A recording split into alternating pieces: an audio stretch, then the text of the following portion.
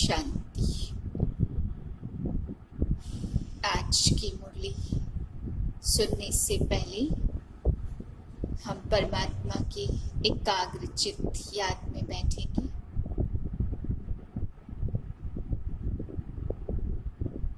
शिव बाबा का आह्वान करेंगे। हे मेरे मीठे प्यारे बाबा, मुझ आत्मा को अपने महावाक्य सुनाने के लिए परम धाम से अवतरित हो जाओ और अनुभव करेंगे 5 तत्वों से पार लाल रंग के प्रकाश की दुनिया से सर्वशक्तिमान अपनी किरणें फैलाते हुए नीचे की ओर आ रही है। और ठीक जिस स्थान पर मैं आत्मा शरीर में बैठी हूँ, वहां पर आकर रुक जाते हैं और उनकी लाखों किरणें, सुख शांति पवित्रता की किरणें मेरे मस्तक पर प्रवाहित हो रही है। इसी स्मृति में बैठे हुए बाबा के महावाक्य सुनेंगे। 31/8/2020 के महावाक्य हैं। आज बाबा हम बच्चों को समझा रहे हैं कि बच्चे ये तो सभी जानते हैं, यह है पाप आत्माओं की दुनिया, लेकिन पुण्य आत्माओं की दुनिया भी कहीं है। जब विकार है, पतितपना है, तब यह दुनिया माया में ग्रसित होकर के पाप की दुनिया बन चुकी है। लेकिन बाबा ने कहा कि बच्चे सतयुग में है पुण्य आत्माओं की दुनिया, क्योंकि वहां पे माया नहीं है, रावण राज्य नहीं है, इसलिए वहां के हर कर्म पुण्य कर्म है। तो वह है पुण्य आत्माओं की दुनिया।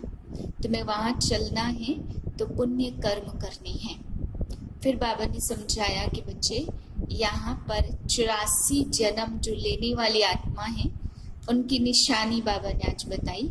जिन्होंने सतयुग आदि से कलयुग अंत तक पूरे 84 जन्म इस सृष्टि चक्र पर लिए हैं, उनकी निशानी है वे आत्माएं अब तक आंखों से शीतल बन चुकी होंगी। अगर आंखों से कोई चंचलता है, विकारी पतित दृष्टि जाती है, तो बाबा ने कहा 84 जन्म उन आत्माओं को नहीं मिलेंगे, उनको कम जन्म मिलेंगे। 84 जन्म प्राप्त करने के लिए अभी तक कर्मेंद्रियों की स्थिरता हो गई होगी। फिर बाबा समझा रहे कि बच्चे ये दुनिया में चाहे बड़े बड़े करोड़पति हो, अरबपति हो या बड़े बड़े मकान हो, सुख के साधन हो, लेकिन फिर भी इस दुनिया को तो पतित और विकारी दुनिया ही कहेंगे। यहाँ सब एक दो को दुख देते रहते, इसलिए कितनी भी सुविधाएं हो तो भी इसको सुख धाम या पुण्य आत्माओं की दुनिया नहीं कह सकते। फिर बाबा ने कहा बच्चे तुम एक अनादि एक्टर हो, तुम यहाँ एक्टिंग करने के लिए आए हो। अभी यह दुख धाम है, फिर बाप तुम्हें सुख धाम में ले जाने आए हैं। तो अपने आप को चेक करो कि कोई अकर्तव्य कार्य तो नहीं किया, कोई लड़ाई झगड़ा तो नहीं किया, कोई उल्टा सुल्टा कार्य तो नहीं किया, किसी को दुख तो नहीं दिया। ऐसे अपना चार्ट बाबा को लिख करके दो।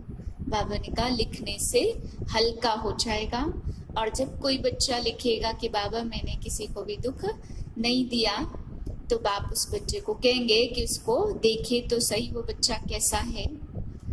ऐसे बाबा ने कहा अपने एक एक चार्ट को बाप को लिख के देना है, तभी तुम आत्माएं सुख धाम में जा सकेंगी। फिर बाबा समझा रहे कि यहाँ पर जो भी आते हैं सत्संग सुनने, अगर देह अभिमान है, आंखों से विकारी दृष्टि है, तो वह पूरे वातावरण को ही खराब कर देते हैं, वे पाप करते हैं, क्योंकि दृष्टि से भी पाप होते हैं। इसलिए बाबा ने कहा ऐसे वातावरण को नहीं बनाना है, अपनी दृष्टि को शुद्ध, शांत और शीतल बनाना है। मीठे बच्चे बाप से ऑनेस्ट रहो और बाप को अपना सच्चा सच्चा चार्ट लिखो। किसी को भी दुख ना दो, एक बाप की श्रेष्ठ मत पर चलते रहो। प्रश्न है, जो पूरे 84 जन्म लेने वाले हैं उनका पुरुषार्थ क्या होगा? उत्तर है, उनका पुरुषार्थ नर से नारायण बनने का विशेष होगा। अपनी कर्मेंद्रियों पर उनका पूरा कंट्रोल होगा। उनकी आंखें क्रिमिनल नहीं होगी। अब तक भी किसी को देखने से विकारी ख्यालात आते हैं, क्रिमिनल आई होती है, तो समझो पूरे 84 जन्म लेने वाली आत्मा नहीं है। गीत है, इस पाप की दुनिया से कहीं दूर ले चल। ओम शांति। मीठे मीठे रूहानी बच्चे जानते कि यह पाप आत्माओं की दुनिया है। पुण्य की दुनिया को भी मनुष्य जानते। मुक्ति और जीवन मुक्ति पुण्य की दुनिया को कहा जाता है। वहाँ पाप होता नहीं है, पाप होता है दुख धाम रावण राज्य में। दुख देने वाले रावण को भी देखा है। रावण कोई चीज नहीं है, फिर भी एफिजी जलाते। बच्चे जानते रावण राज्य में है, परंतु अभी किनारा किया है। अभी हम है पुरुषोत्तम संगम युग पर। सुख धाम का मालिक बनाने वाला और कोई नहीं है, शिव बाबा है। यह ब्रह्मा भी नहीं है, कोई देहधारी भी नहीं है।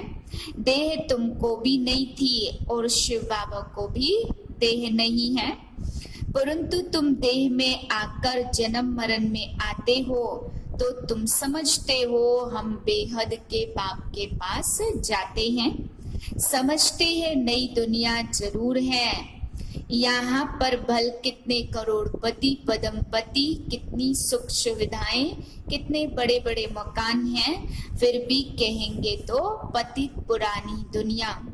विषय वैतरणी नदी में गोता खाते रहते, यह भी नहीं समझते कि विकार में जाना पाप है। आत्मा कहती है शरीर द्वारा, आत्मा पतित बनी है तभी पुकारती है पतित पावन आओ। तुम बच्चे जानते जो अच्छे पुरुषार्थी हैं वह समझेंगे कि हमने 84 जन्म लिए हैं। आंखें भी धोखा देती है, आत्मा इन खिड़कियों से देखती है, इसमें डबल आत्मा है। बाप भी इन खिड़कियों से देख रहे हैं, हमारी भी दृष्टि आत्मा पर जाती है। बाप आत्मा को भी समझाते, कहते हैं मैंने भी शरीर लिया है, तब बोल सकते हैं। तुम जानते हो बाबा हमको सुख की दुनिया में ले जाते हैं, कहते हैं नैया मेरी पार लगाओ। तुमने इस पतित दुनिया से किनारा कर लिया है। कोई बहुत आगे बढ़ गए और कोई पिछाड़ी में हट गए हैं, परंतु वहां ऊंच पद पाना है तो पवित्र तो जरूर बनना है। याद से विकर्म विनाश होते, यह है पहली सब्जेक्ट। तुम बच्चे जानते हम आत्मा एक्टर हैं। बाप कहते अभी तुम दुख धाम में हो, फिर तुम्हें सुख धाम में ले जाने आया हूँ, तो चेक करो कोई में काम का भूत आया, कोई में क्रोध का भूत आया, हाथ चलाया तो कहेंगे यह तो दुख देने वाली आत्मा है। ऐसे ऐसे काम करते हैं क्या जिनको भगवान मिला हो? याद करते रहे और उल्टे कर्म करते रहे तो यह भी ठीक नहीं है। उल्टे कर्म करते तब हैं जब देह अभिमानी बन पड़ते। यह चक्र कैसे फिरता, यह तो बहुत सहज है। बाप तुमको 84 का राज समझाते, सिखलाने वाले टीचर से भी दैवी गुण जास्ती कई बच्चे धारण कर लेते हैं। बाबा सिद्ध कर बतला सकते हैं, दिखाते हैं बाबा हमारा चार्ट देखो, हमने जरा भी किसको दुख नहीं दिया है। बच्चे कहेंगे यह बच्चा तो बड़ा मीठा है, अच्छी खुशबू निकाल रहे हैं। टीचर बनना तो सेकंड का काम है। टीचर से भी स्टूडेंट याद की यात्रा में तीखे चले जाते। तो टीचर से भी ऊंच पद पाएंगे ना। रोज शिव के मंदिर में जाकर टीच करो। शिव बाबा कैसे आकर स्वर्ग की स्थापना करते हैं, स्वर्ग का मालिक बनाते हैं, समझाना बहुत सहज है। बाबा को चार्ट भेज देते हैं, बाबा हमारी अवस्था ऐसी है। बाबा पूछते, बच्चे कोई विकर्म तो नहीं करते, क्रिमिनल आई कोई उल्टा सुल्टा काम तो नहीं कराती है, अपने मैनर्स कैरेक्टर्स देखने हैं, चाल चलन का सारा मदार आंखों पर है। आंखें अनेक प्रकार से धोखा देती हैं, बिगर पूछे भी चीज उठाकर खाई तो यह भी पाप बन जाता, क्योंकि बिगर छुट्टी के उठाई ना। यहाँ कायदे बहुत है, शिव बाबा का यज्ञ है तो चार्ज वाली के बिगर पूछे चीज नहीं खा सकते। एक खाएंगे तो और भी ऐसे करने लग पड़ेंगे। वास्तव में यहाँ कोई चीज ताले के अंदर रखने की दरकार नहीं है। लॉ कहता है इस घर के अंदर किचन के सामने कोई भी अपवित्र नहीं आने चाहिए। बाहर में तो अपवित्र पवित्र का सवाल ही नहीं है, परंतु पतित तो अपने को कहते हैं ना, सब पतित हैं। कोई बल्लभाचारी को, कोई शंकराचार्य को हाथ लगा न सके, क्योंकि वह समझते हम पावन हैं, यह पतित हैं। यह भी एक कैटेगरी है। तुम इस सारे राज को जानते हो, शुरू से लेकर आदि मध्य अंत का सारा राज तुम्हारी बुद्धि में है। किसको दुख देते, विकार में जाते, चलन ऐसी रखते, बुरी दृष्टि रखते तो यह भी पाप है। इससे ऊंच पद बन नहीं सकता। दृष्टि बदल जाए बड़ी मेहनत है, दृष्टि बहुत अच्छी चाहिए। गुरु द्वारा तुम गोविंद बनते हो। साक्षात्कार से सिर्फ मुख मीठा नहीं होता। मीरा का मुख मीठा हुआ क्या? सचमुच स्वर्ग में तो नहीं गई ना, सिर्फ साक्षात्कार किया। तो बाबा राय देते, बच्चे नशा रहना चाहिए। हम उनके पास जाते हैं जो हमको ऐसा गोविंद जैसा बनाते। चार्ट लिखो, आंखों ने धोखा तो नहीं दिया, पाप तो नहीं किया। आंखें कोई न कोई धोखा जरूर देती हैं। बाबा को चार्ट भेज दो, बल धर्मराज के रजिस्टर में सब कुछ जमा हो जाता ऑटोमेटिकली। परंतु जबकि बाप साकार में आए हैं तो कहते हैं साकार को मालूम पड़ना चाहिए, तो खबरदार करेंगे। क्रिमिनल आई अथवा देह अभिमान वाला होगा तो वायुमंडल को अशुद्ध बना देंगे। यहाँ बैठे बुद्धि योग बाहर जाता रहेगा। मनुष्य कहते भगवान ने ऐसा क्यों किया? यह अनादि ड्रामा बना हुआ है, भगवान ने थोड़ी कुछ किया। सतयुग होता ही है एक देवी देवता धर्म। कोई कोई कहते हैं ऐसे भगवान को हम याद ही क्यों करें, लेकिन तुम्हारा दूसरे धर्म से कोई मतलब नहीं। जो कांटे बने हैं वही आकर के फूल बनेंगे। मनुष्य कहते क्या भगवान सिर्फ भारतवासियों को ही स्वर्ग में ले जाएंगे? हम मानेंगे नहीं, भगवान को भी दो आंखें हैं क्या? परंतु यह तो ड्रामा बना हुआ है। सब स्वर्ग में आए तो फिर अनेक धर्मों का पाठ कैसे चले? स्वर्ग में इतने करोड़ तो होते नहीं हैं। पहली मुख्य बात, भगवान कौन है उनको तो समझो। यह नहीं समझा तो अनेक प्रश्न करते रहेंगे। अपने को आत्मा समझेंगे तो कहेंगे यह तो बात ठीक है, हमको पतित से पावन बनना है। तुम बच्चों को अभी ज्ञान मिल रहा है, तुम समझते हो यह सृष्टि चक्र कैसे फिरता है। तुम कितना प्रदर्शनी में भी समझाते हो, निकलते बिल्कुल थोड़े हैं, परंतु ऐसे थोड़े कहेंगे, इसलिए करनी नहीं चाहिए। ड्रामा में था, किया, कहाँ निकलते भी है प्रदर्शनी से, कहाँ नहीं निकलते, आगे चल आएंगे, ऊंच पद पाने का पुरुषार्थ करेंगे। कोई को कम पद पाना होगा तो इतना पुरुषार्थ नहीं करेंगे। फिर बाप कहते, नोट करो, हमने कोई विकर्म तो नहीं किया। यह तो जानते हो द्वापर से लेकर बहुत विकर्म किए, अभी करते हैं तो सो लिखो। बाबा बुलाएंगे, अच्छा चार्ट लेकर आए तो ऐसे बच्चे को हम देखे तो सही।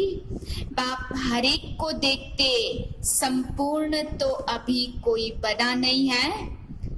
बच्चे चार्ट नहीं लिखते हैं तो जरूर कुछ खामियां हैं जो बाबा से छिपाते हैं। सच्चा ऑनेस्ट बच्चा उनको ही समझता हूँ जो चार्ट लिखते हैं। चार्ट के साथ फिर मैनर्स भी चाहिए।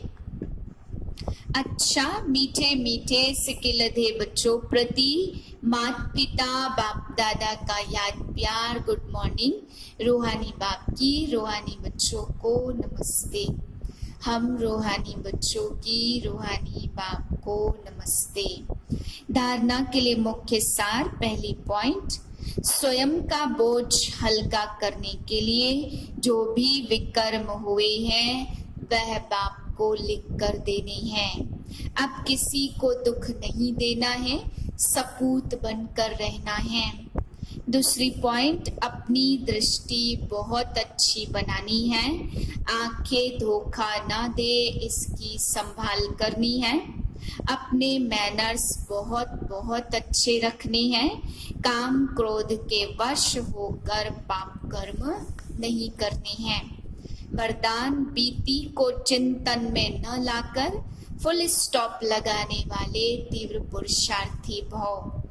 अभी तक जो कुछ हुआ उसे फुल स्टॉप लगाओ, बीती को चिंतन में न लाना, यही तीव्र पुरुषार्थ है। यदि कोई बीती को चिंतन करता है तो समय, शक्ति, संकल्प सब वेस्ट जाता है। अभी वेस्ट करने का समय नहीं है, क्योंकि संगम युग की 2 घड़ी अर्थात 2 सेकंड भी वेस्ट किया तो अनेक वर्ष वेस्ट कर दिए। इसलिए समय के महत्व को जान अब बीती को फुल स्टॉप लगाओ। फुल स्टॉप लगाना अर्थात सर्व खजानों से फुल बनना। स्लोगन है, जब हर संकल्प श्रेष्ठ होगा तब स्वयं का और विश्व का कल्याण होगा।